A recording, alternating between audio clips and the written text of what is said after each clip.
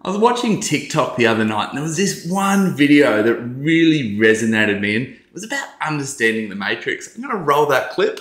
Once you can see the matrix that money is comprised of, it's really hard to think that you will ever go broke again because you understand how the zeros and ones are connected in the same way that an engineer understands how to build a website, and I do not. And you can't unlearn that ability to build a website once you've learned it. And I think you can't unsee the matrix once you've seen it with money. Most of people's pursuits through life should be to just start to see the matrix on one thing, because there's not a material difference between a couch as a transaction and a house as a transaction once you understand the language and the code of deals. The part that I found interesting is until people can see that first level of the matrix, they might as well be Russian and French. Getting people to understand frameworks is so much harder than getting people to follow steps. People love to say, okay, how do I close this client? Well, I do an open end here and a closed end here, and then I do a circle loop. And they want to hear that there's steps 1 through 12. And the truth of it is that there's no steps 1 through 12. Just can you learn the frameworks of money, and then you'll never be broke again. I think that's really the only skill that matters.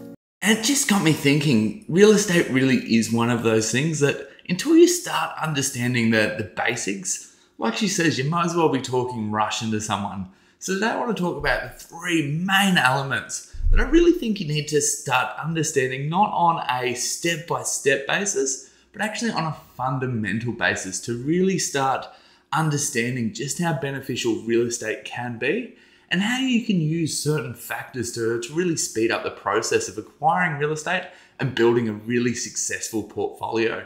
The first big factor that people really need to understand on a fundamental basis is debt and getting comfortable with debt. Now, without debt, if you were saving $1,000 a week, it would literally take 20 years to be able to afford $1 million home. Now, 20 years time, that $1 million home is probably worth $5 million. And you're essentially never going to get yourself in a position to be able to buy that property unless you're on an absolutely ridiculous salary. So debt is a massive part of buying property and building a successful real estate portfolio. So getting comfortable, like sometimes I tell people that I'm in over multi-million dollars worth of debt, and you see them just like, holy, you're crazy. And it's not that. It's not liability debt. It's debt that's in a solid asset that does generate income. For every dollar of debt, I'm pulling out income to service that debt. So becoming comfortable with that and realizing that debt isn't something to fear, but a very useful tool in building your portfolio. Like I say, if you were saving $1,000 a week, you'd be doing very, very well, but it would still take you 20 years to acquire $1 million to then go out and buy property with. So debt is a necessity in order to actually be buying real estate. So that's the first step of understanding the matrix of real estate, is to understand debt and how it can be used in a positive way to build your portfolio. The second big part of understanding the matrix that is buying real estate and building a successful portfolio is getting comfortable with the uncomfortable. What do I mean by this? Well, 2 of our better deals are a great example of this. I remember walking into one of the first properties we bought, and it was an absolute shambles. A number of brothers had inherited the property. Doors were kicked out. The kitchen literally had like an inch of cockroach and rat feces. It was absolutely disgusting. And my initial reaction was to run away from that deal.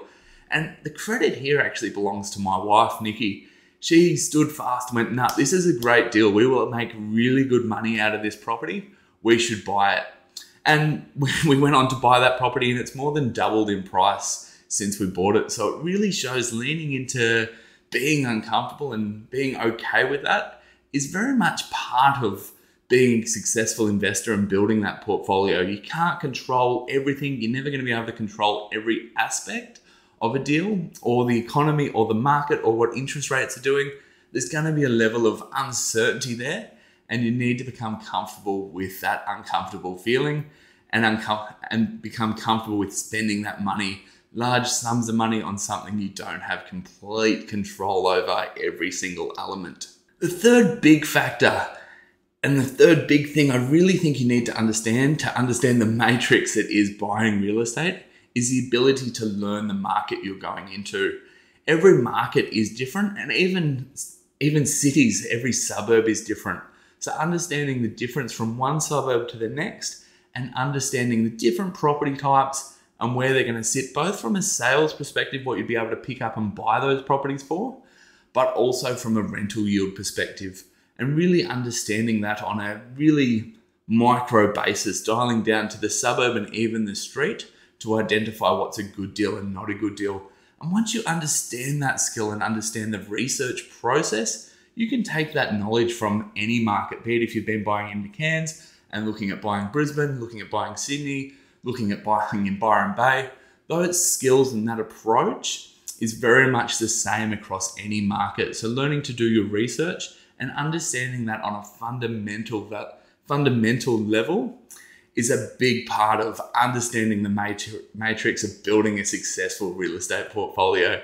So there you have it. That was the inspiration I got from that TikTok video. It's certainly something that really got me thinking, and it very much correlates to the conversations I have with people every day.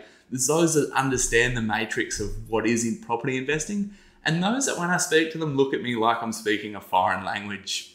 Hope you've enjoyed this video. If you have, guys, make sure you subscribe. We love bringing out content on this channel and look forward to pumping out a heap of new content in the near future.